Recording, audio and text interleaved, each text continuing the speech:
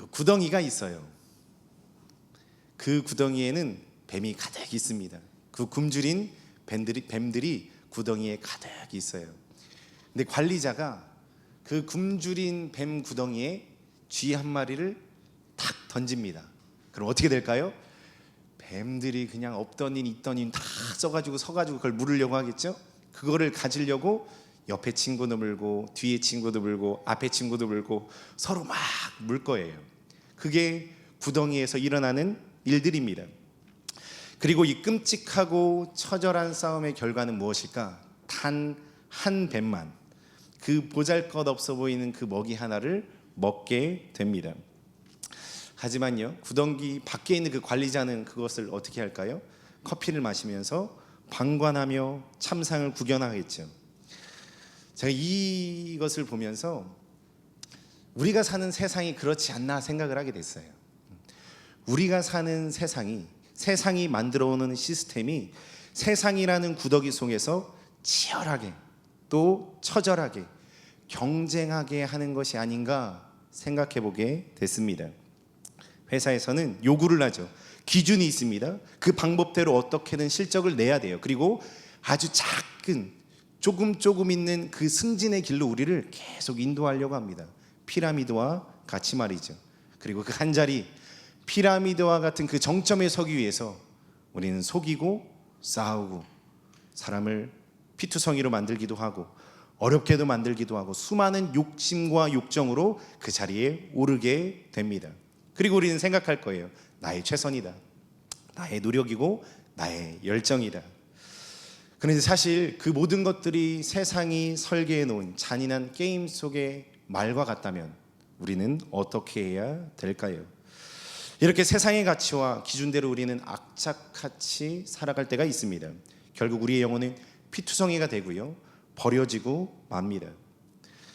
교회에서는 이런 일들이 없을까요? 당연히 있죠. 시기도 하고요, 질투도 하고요, 원망도 하고요, 못마땅해도 하고 상처와 아픔과 고통 가운데에 우리도 싸우고 어려움 가운데에 들어갈 때가 있습니다. 우리 안에도 말이죠. 베드로전서 말씀은요, 이러한 세상과 같은 이 뱀 구더기 같은 이 세상 안에서 어떻게 우리가 그리스도인으로서 승리의 삶을 살아갈 수 있을 것인가, 우리가 어떻게 그리스도인으로 이 땅 가운데에 그 본 모습을 지키며 살 수 있는가에 대한 말씀에 해답을 주고 있습니다. 오늘 말씀을 나누면서 하나님 나라의 백성으로서 이 세상의 현실 가운데에 어떻게 승리하며 나아갈 수 있는지 깨닫고 결단하시는 우리 모든 성도님들 되시기를 예수 그리스도의 이름으로 축복합니다. 자, 베드로가 이 승리의 삶을 살아라 라고 얘기하면서 한 가지 요구하는 게 있습니다. 바로 거룩입니다. 우리 13절의 말씀을 한번 보면은 뭐라고 말씀하고 있냐면, 그러므로 너희 마음의 허리를 동이고 근신하여 예수 그리스도께서 나타나실 때에 너희에게 가져다 주실 은혜를 온전히 바라라 라고 이야기를 해요. 자, 마음의 허리를 동이고 은혜를 소망하며 바라봐라 라고 우리에게 명령하고 있습니다. 우리 그림 한번 볼까요?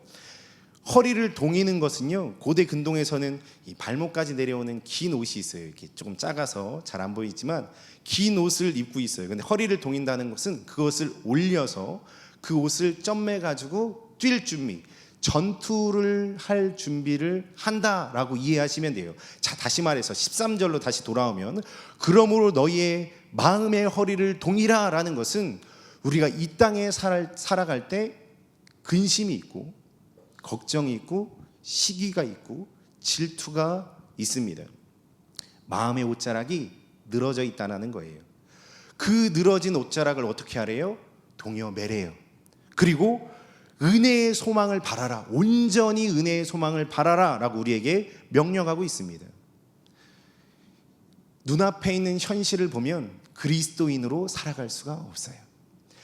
온전한 은혜, 너희에게 가져다 주실 은혜를 온전히 바라며 소망하는 것, 그것이 무엇입니까? 예수님께서 다시 오실 것을 확신하는 것, 예수님께서 다시 오셔서 우리의 억울한 모든 것을 해결하시고 영원한 그 나라, 하나님 나라로 인도하실 것이라는 것을 오늘 이 자리로 가지고 오는 것인 줄 믿으시기를 바랍니다. 오늘 우리 앞에 있어야 될 것이 무엇일까요? 근심입니까? 다툼입니까? 싸움입니까? 욕심인가요? 아니에요. 주님께서 오실 그날에 반드시 이루시고 반드시 오실 그 예수 그리스도의 재림과 그 재림 안에서 하나님 나라로 인도하실 그 놀라운 복을 우리 삶 앞에 가져다 놓아야 되는 줄 믿으시는 우리 모든 성도님들 되시기를 예수 그리스도의 이름으로 축복합니다. 14절과 15절의 말씀을 보면은 너희가 순종하는 자식처럼 전에 알지 못할 때에 따르던 너희 사욕을 본받지 말아라 라고 이야기를 해요. 다시 말해서 베드로는 순종하는 자녀가 됐으니까 과거에 무지했던 때의 욕망을 따라서 살아가면 안 됩니다 라고 우리에게 알려주고 있는 거예요. 우리는 순종의 자녀잖아요. 할렐루야. 우리는 순종의 자녀입니다. 그렇기에 과거에 무지했던 알지 못했던 그 욕망의 삶을 버려버려라, 거절해야 된다라고 이야기를 해요. 왜요? 거룩을 위해서. 이 모든 건 거룩을 위해서, 구별되기 위해서, 하나님의 자녀로 이 땅 가운데의 그리스도인으로 승리하기 위해서 그렇게 살아야 됩니다 라고 얘기해요. 15절을 보니까 오직 너희를 부르신 이처럼 하나님과 같이 우리도 모든 행실에 거룩해야 된다라고 명령하고 있습니다. 알지 못할 때에 따르던 사욕이 무엇입니까? 내 힘, 내 능력으로 사는 삶이에요. 쉽게 말해서요. 너무나도 많이 들으셨겠지만 내 힘과 내 능력으로 내 감정과 나의 안에 있는 것들로 우리는 살아가기 시작하면 우리는 쥐 한 마리 차지하기 위해서 싸우고 다투고 거짓말하고 시기하고 미움하고 질투하고 그런 짐승과 같은 탐욕에 빠질 수밖에 없어요. 베드로는 이제 그 세상의 가치관을 버려라, 본받지 마십시오 라고 권면합니다. 세상의 방식대로 살기를 단호히 거부하십시오 라고 우리에게 외치고 있어요. 왜요? 우리는 세상의 자녀입니까? 세상의 자녀이신 분 손 들으세요. 손 드시면 안 돼요. 손 들으시면 옆에서 때려 이렇게 하셔야 돼요. 손 드시면 안 돼요. 세상의 자녀가 아니라 하나님의 순종하는 자녀입니다. 하나님의 순종하는 자녀입니다. 그렇게 우리는 하나님께서 원하시는 그 삶을 살아가야 하는 존재입니다. 우리 15절과 16절의 말씀을 한 목소리로 같이 한번 읽어보겠습니다. 시작. 오직 너희를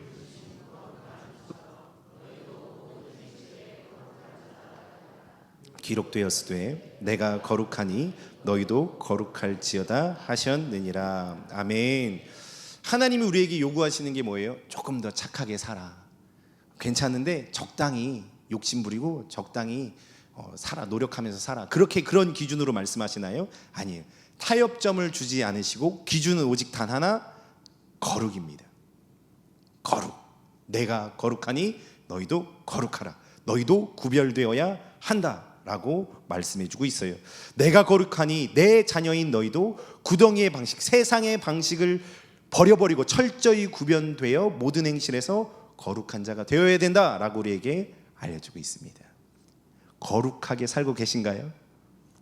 이 질문에 정말 답하기가 어렵죠. 저도 똑같습니다. 거룩하며 살고 있는가라는 질문인 우리에게 참 어려운 질문입니다.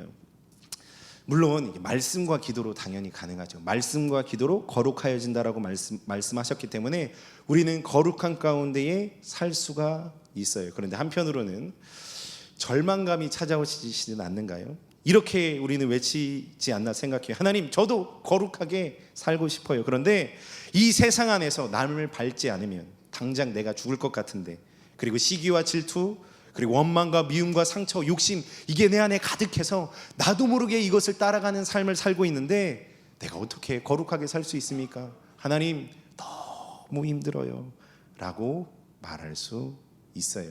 왜 그럴까요? 우리는 풀 옵션 차, 아니 우주선, 아니 타임머신을 가지고 있습니다. 그런데 풀 옵션 차가 여기 딱 있다고 생각해 보세요. 세상에서 제일 비싼 차가. 근데 그 좋은 차가 제 소유인데 너무 좋은 차다. 근데 기름이 없네.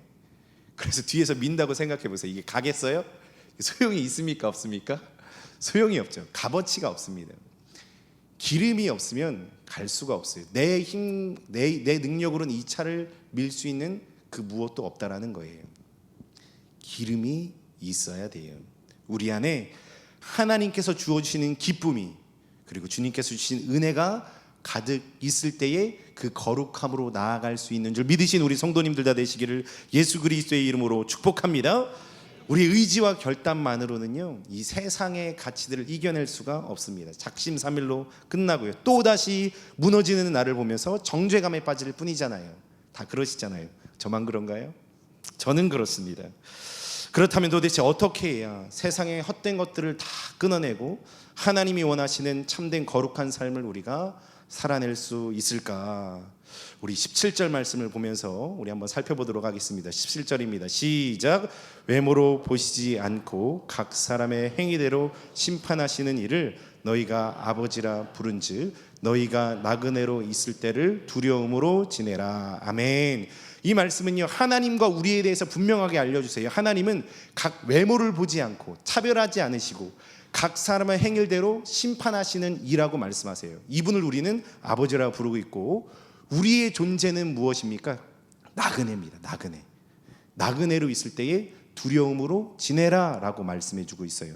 나그네는 파로이키아라는 단어가 쓰였는데, 이 세상의 끔찍한 구덩이 속에서 소속되어 살 존재가 아니라 잠시 머물다 가는 체류자, 외국인이다 라는 것을 알아야 된대요.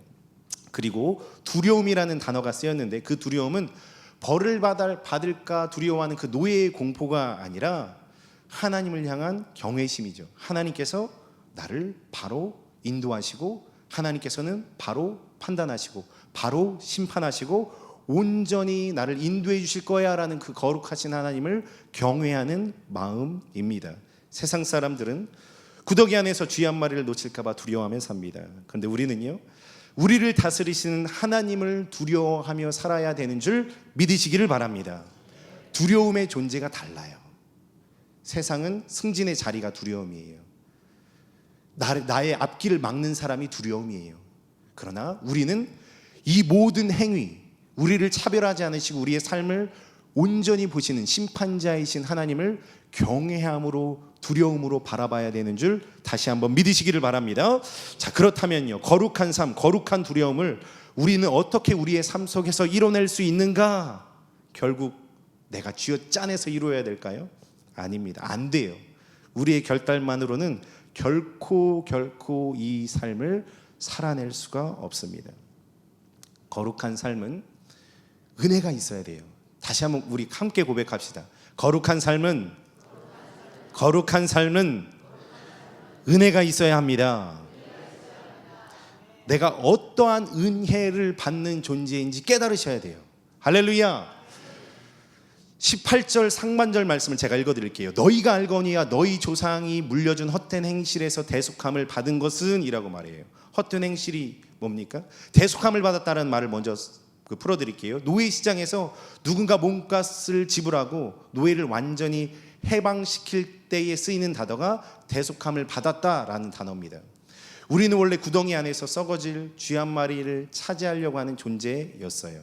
그리고 평생 짐승처럼 물어뜯으며 살 수밖에 없었던 존재입니다. 조상이 물려준 헛된 행실에 처저한 노예들이었죠. 그런데 하나님께서는요, 우리를 그 참혹한 구덩이에서 건져내셨어요. 그것을 위해서 몸값을 직접 지불하셨습니다. 그 지불된 값이 무엇일까요? 우리의 은과 금인가요? 은값 너무 많이 올랐죠. 너무 좋죠. 근데 그것보다 형언할 수 없는, 가치를 매길 수 없는 그 은혜를 우리는 받았어요. 은이나 금같이 없어질 것으로 된 것이 아니요 오직 흠없고 점없는 어린 양 같은 그리스도의 보배로운 피로 된 것이니라. 할렐루야. 우리의 값은 사실 하나님이 우리를 사시기 위해 지갑을 여신 게 아니라 무엇을 여셨을까요? 심장을 여셨어요. 저에게 10억 경 뭐 이런 거 있잖아요. 그 값을 준다 그래도 저희 가족과 절대 안 바꿉니다. 절대 안 바꿔요. 왜냐면 그게 있으면 뭐예요? 삶의 목적이 그게 다들 아시잖아요. 그게 아니잖아요. 아무리 많은 돈이 있어도 저희 가족과 안 바꿔요. 그거 아무것도 아니에요. 저한테는 가족이 더 소중하죠. 하나님은 예수님, 하나 독생자이신 예수님, 그 모든 걸 우리에게 바치셨어요. 우리를 위해요. 심장을 여신 거예요. 우주에서 가장 비싼 화폐, 그 어떠한 금은보화보다 바꿀 수 없는 독생자 예수 그리스도의 생명의 값을 우리에게 쏟아 부으셔서 우리를 속량 대속하셨음을 믿으시기를 바랍니다. 제가 오늘 말씀을 준비하면서 존 비비어 목사님의 은혜라는 책을 좀 보았거든요. 이 책을 보면요, 어떤 물건의 진짜 가치는 그 물건에 붙어있는 종이 가격표가 결정하지 않는다라고 우리에게 알려줘요. 누군가가 그것을 얻기 위해 실제로 지불한 값이 그 물건의 진짜 가치입니다 라고 말씀하더라고요. 우리 하나님은 절대 손해보는 분이 아니시죠. 하나님은 전능하시고 무소부재하시고 완전하신 분이시기 때문에 손해보지 않으신 분이세요. 믿지는 거래를 하지 않으십니다. 만약 우리의 가치가 예수님의 가치보다 모자랐다면 하나님은 결단코 십자가라는 엄청난 값을 치르지 않으셨을 것입니다. 우리가 불쌍해서 가치를 조금 얹어주신 게 아니에요. 우리가 불쌍해서요. 하나님이 예수 그리스도라는 생명의 값을 치르셨다는 것은 우리의 가치가, 우리의 정체성이 정확히 예수님의 가치, 예수님짜리라는 것을 우주 만물 앞에 증명하신 사건입니다. 우린 예수님 짤이에요. 제가 이 글을 보고 얼마나 은혜가 되든지, 이 책을 보면서 얼마나 은혜가 되는지 몰랐어요. 우린 이렇게 값비싼 존재입니다. 하나님은 자신의 전부를 주고 우리를 사신 줄 믿으시기를 바랍니다. 그렇게 이렇게 위대한 걸작품인 우리가 세상에서 뒹굴어야 겠어요? 안 되겠어요? 안 되죠. 세상에서 뒹굴면 안 되겠어요? 안 되겠어요? 안 되겠죠. 세상에서 뒹굴면 안 됩니다. 우리의 존재가 그런 가치가 아니에요. 나의 진짜 가치는 십자가에 적힌 예수 그리스도의 생명의 영수증에 있음을 깨달으신 우리 성도님들 다 되시기를 예수 그리스도의 이름으로 축복합니다. 이것을 깨달을 때 우리가 거룩해질 수 있다라는 거예요. 그제야 우리가 비로소 헛된 세상의 사역을 끊어낼 수 있습니다. 우리를 부르신 거룩하신 아버지의 자녀답게 영광스러운 거룩한 삶을 누릴 수 있다라는 것이죠. 사도 바울은요, 고린도전서 6장 20절에 이렇게 말합니다. 이 엄청난 십자가의 은혜를 깨달은 자가 마땅히 어떻게 살아가야 되는지를요, 함께 읽습니다. 시작. 값으로 산 것이 되었으니. 아멘. 할렐루야. 주님께 영광 올려드리시기를 예수 그리스도의 이름으로 축복합니다. 예수님은 하나님께 영광 올려드리기 위해서 자기의 모든 것을 다 내려놓고 종의 형체를 가지사 죽기까지 순종하셨다라는 것을 우리는 알 수 있어요. 하나님께서는 이 예수 그리스도의 피값으로 우리를 사신 것입니다. 이는 마치 이것과 같아요. 쓰레기통에 정말 꼬깃꼬깃 아무 필요도 없는 굴러다니던 종이가 팍 들어갔어요. 종이가 들어갔어요. 근데 왕이 와서 그 종이를 다 꺼내더니 옥새를 딱 찍습니다. 이것은 내 생명과도 바꿀 수 없는 귀중한 문서다, 이렇게 딱 공포를 해요. 그럼 이 종이의 가치가 어떻게 돼요? 그것과 상관없이 모든 사람들이 이것을 관리하기 위해서 다 붙겠죠, 신하들이. 우리가 그런 존재가 된 거예요. 우리는 별 볼 일은 없었지만 하나님께서 옥새를 딱 찍으시면서 내 생명과 같은 존재다 라고 공포하신 겁니다. 종이는 안 바뀌었습니다.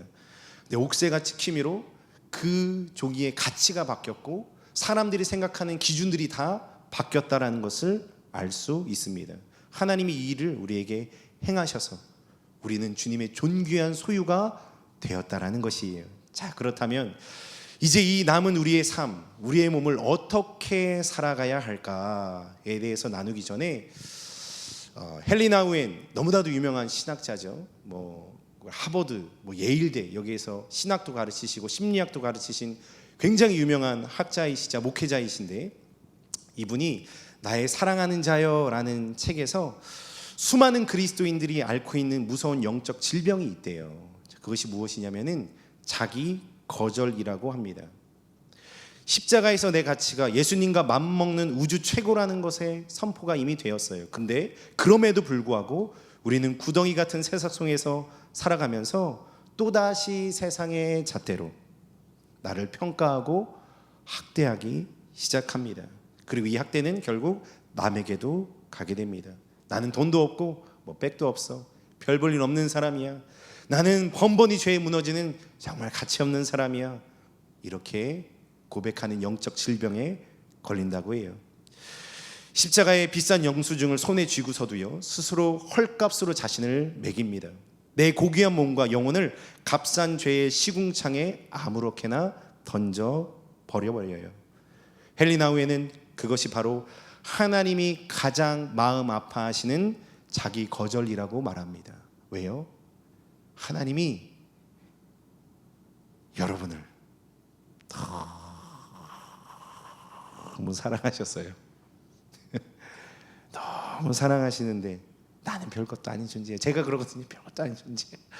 그러는데 우리의 본질은 하나님께서 두고 보기에도 아까운 존귀한 존재인 줄 믿고 깨달으시는 그러한 은혜가 우리에게 있음을 깨달으시는 우리 모든 성도님들 다 되시기를 예수 그리스도의 이름으로 축복합니다. 이 가치를 알면 태도가 바뀌게 되어 있어요. 제가 마지막 예화를 하나 들고 이제 마칠 텐데, 아주 유명한 미술품 경매 실화가 하나 있어요. 2005년에 미국의 한 경매장에서 낡은 초사화가 하나 나왔어요. 누군가 터치를 막 해놔서 엉망이었어요. 그냥 모조품이라고 생각했습니다. 그래서 그 작품이 1만 달러에 팔렸어요. 사람들이 뭐 아무렇게나 대했겠죠. 먼지를 뒤집어 쓰든 말든 구석에 처박혀 있든 말든 그냥 방치했습니다. 근데 그 산 사람이 보건 전문가들에게 이걸 맡겼어요. 근데 진짜 정체가 그때 드러납니다. 이 그림의 정체가 천재화가 레오나르도 다빈치가 직접 그린 품이었던 살바토르 문디, 구세주라는 뜻입니다. 구세주라는 뜻을 가진 위대한 명작이었다라는 거예요. 그 이후에 뭐 수억, 수천만 원, 그리고 6천만 원까지 갔다가 최근에 뭐 1조까지 갔다라고 얘기를 하더라고요. 근데 이게 지금 와서는 또 뭐 여러 가지 또 구설수가 있기는 하지만 어찌 됐든 1,000만 원짜리였던 그 그림이 가치가 확인되니까 천문학적인 금액으로 바뀌어 버립니다. 그리고 그 그림을 대하는 자세도 바뀌어요. 철통 같은 보안 속에서 완벽한 온도와 습지를 유지하면서 사람들이 그 그림을 관리하는 것을 알 수 있어요. 진짜 가치를 알게 되니까 대하는 수준과 머무는 자리가 바뀐 것입니다. 사랑하는 성도님들, 우리의 삶도 이와 같습니다. 우리가 자꾸만 세상 속에서, 구덩이 속에서 죄와 타협하고 휩쓸리는 이유가 무엇일까요? 내가 1,000만 원짜리 싸구려 모조품인 줄 알기 때문이에요. 그래서 나 스스로 함부로 굴리면서 방치를 해버립니다. 이제 나 자신을 향한 그 지독한 자기 거절을 멈추시기를 예수 그리스도의 이름으로 축복합니다. 우리는 십자가의 보혈로 세상의 평가와 과거의 상처를 다 벗어낸 존재입니다. 과거의 실패라는 덫을 십자가의 보혈로 다 벗겨내시기를 바랍니다. 우리는 하나님께서 하나님의 전부를 주고 산 값비싼 존재임을 깨달으시고, 그리고 내가 얼마나 엄청난 대가를 지불받고 구원받은 존재인지, 나의 진짜 주인은 누구인지 깨달으셔서 우리는 내 귀한 인생을 최악의 자리에서 함불로 내던지는 것이 아니라 존귀한 삶으로 하나님께 영광 올려드리는 귀하고 복된 우리 성도님들이 다 되시기를 예수 그리스도의 이름으로 축복합니다.